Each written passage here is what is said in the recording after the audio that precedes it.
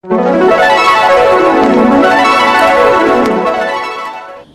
राजा ने क्यों किया जंगल की हिरनी से विवाह, अद्भुत कहानी। नमस्कार दोस्तों, स्वागत है आप सभी दर्शक भाइयों का पुनः हमारे YouTube चैनल दर्पण ज्ञान गंगा में। प्रिय दोस्तों, आज इस वीडियो में लेकर के आए हैं ऐसी कहानी जिस कहानी में आप जानेंगे कि एक ऐसा राजा था जिसने हिरनी के साथ में विवाह किया।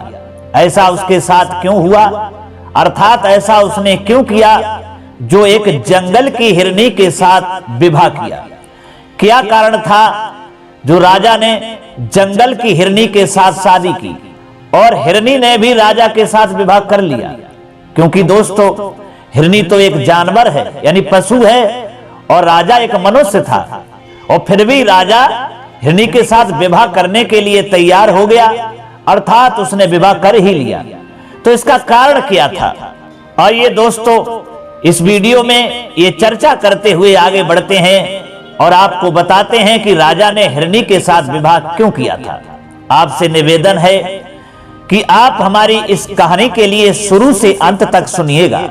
अर्थात यदि चैनल पर आप नए मेहमान दर्शक बनकर के आए हैं, आपने अभी तक चैनल सब्सक्राइब नहीं किया है मित्रों, तो आपसे एक निवेदन और है कि आप हमारे चैनल को भी सब्सक्राइब जरूर कर लें, बेल आइकन घंटी को भी अवश्य दबा दें, क्योंकि आपका एक सब्सक्राइब करना हमारे लिए बहुत महत्व रखता है। तो चलिए मित्रों, बिना विलंब करते हुए शुरू करते हैं ये कहानी और जानते हैं राजा और हिरनी के विवाह के बारे में। मित्रों, बहुत समय पहले की बात है, किसी राज्य में एक राजा निवास करता था और उस राजा का नाम देवदत्त था। वह राजा जो था बड़ा ही धर्मात्मा राजा था, बहुत दानधारी राजा था। यानी वह राजा प्रतिदिन बहुत दान किया करता था, कमजोर लोगों की मदद करता था, भूखे को भोजन कराता था। ऐसे ऐसे लोग उसके लिए मिलते थे जिन्हें दो वक्त की रोटी मिलना भी मुश्किल थी। उनके लिए राजा बहुत दान करता था, उनकी मदद करता था। राजा देवदत्त के राज्य में सभी प्रजा खुशहाल थी।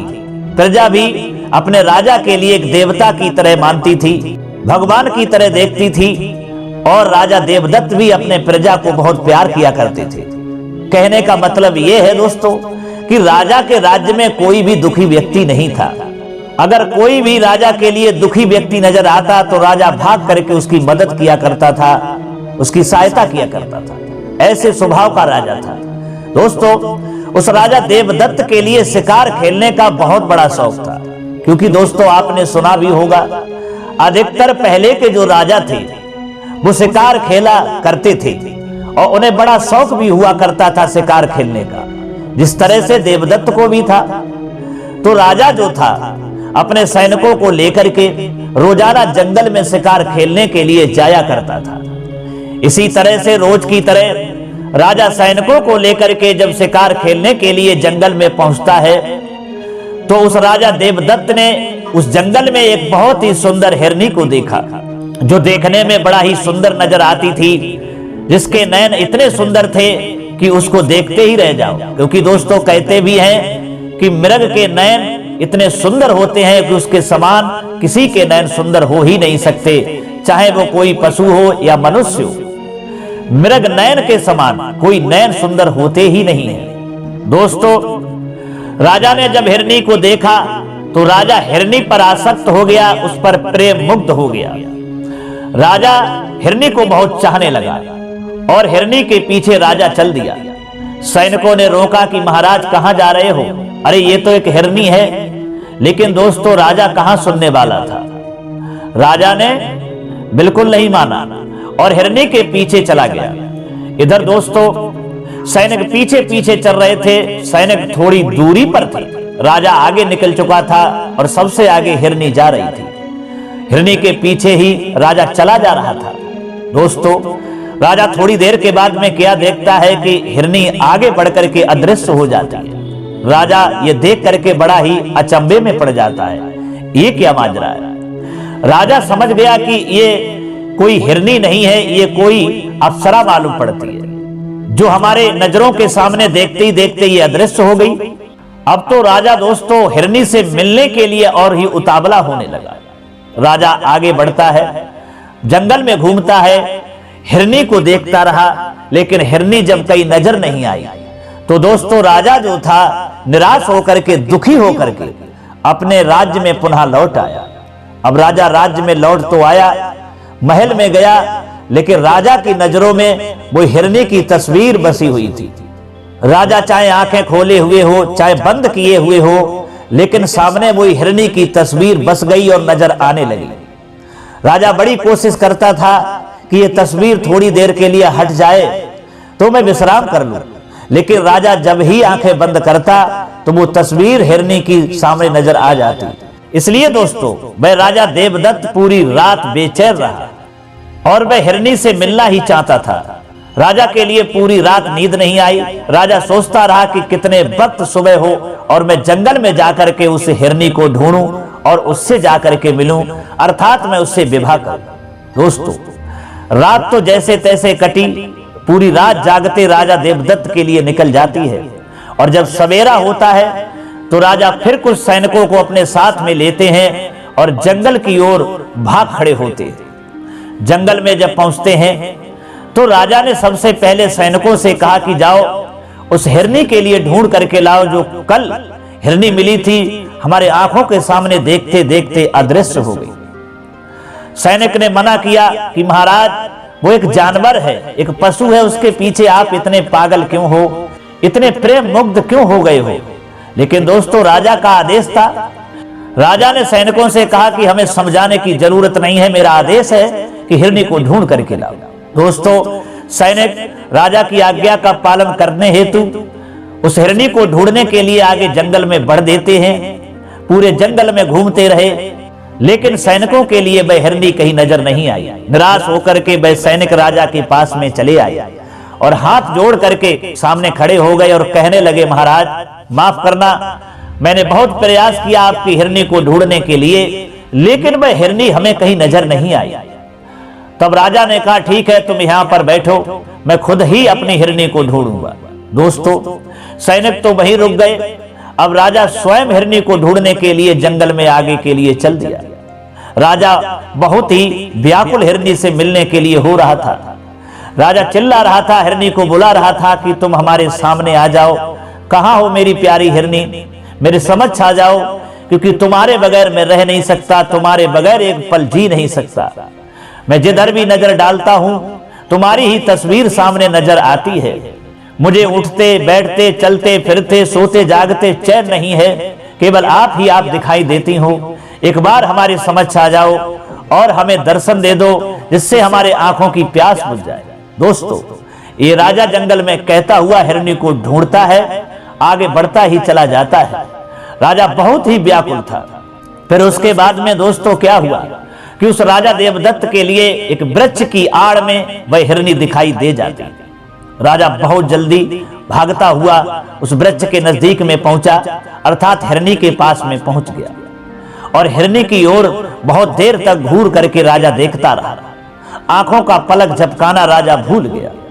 इधर हिरनी भी राजा की ओर देख लेती है, फिर अपने नीचे नजरें कर लेती है, लेकिन राजा की नजरें हिरनी पर टिकी हुई हैं। राजा बिल्कुल पलक नहीं झपका रहा है। बहुत देर तक राजा हिरनी की ओर दोस्तों देखता रहा। उसके बाद में राजा ने हिरनी से कहा कि आप कल देखते ही देखते अदृश्य हो गई। आप नहीं जानती हो कि मैं आपके बगैर कितना व्याकुल हो गया हूं। एक पल भी आपके बगैर रह नहीं सकता। पूरी रात मुझे नींद नहीं आई। आपकी तस्वीर हमारी नजरों के सामने घूमती रही और मैं तुमसे मिलने के लिए व्याकुल होता रहा।